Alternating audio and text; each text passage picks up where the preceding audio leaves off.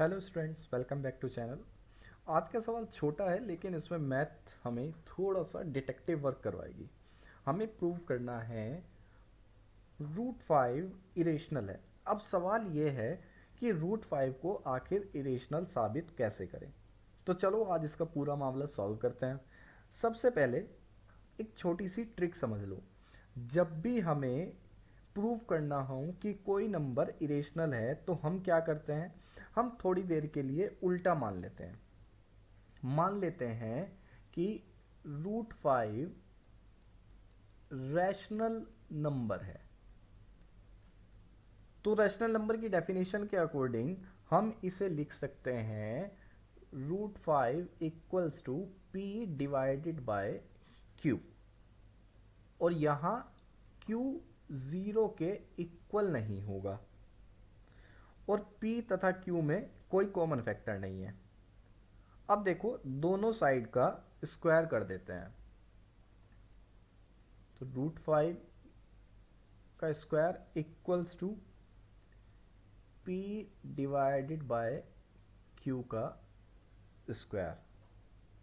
यहाँ हमें मिला 5 equals to p square divided by q square.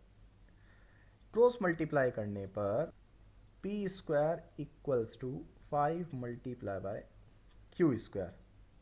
अब ध्यान से देखना, यहीं से असली गेम शुरू होता है, क्योंकि पी स्क्वायर 5 से डिविजिबल है, इसलिए पी भी 5 से डिविजिबल होगा।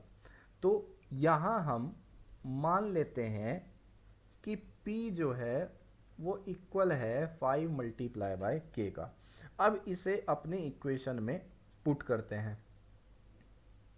तो 5 multiply by k to the power 2 equals to 5q square. तो यहाँ हमें मिला 25k square equals to 5q square. अब इसे 5 से डिवाइड करने पर हमें मिला q square equals to 5 multiply by k square. अब देखो q स्क्वायर भी 5 से डिविजिबल है, इसलिए q भी 5 से डिविजिबल होगा। लेकिन रुको, शुरुआत में हमने क्या माना था कि p और q में कोई कॉमन फैक्टर नहीं होगा। लेकिन अब p भी 5 से डिविजिबल है और q भी 5 से डिविजिबल है, मतलब दोनों में 5 जो है वो कॉमन फैक्टर है, इसलिए रूट 5 रेशनल नहीं हो सकता। Hence root 5 is an irrational number.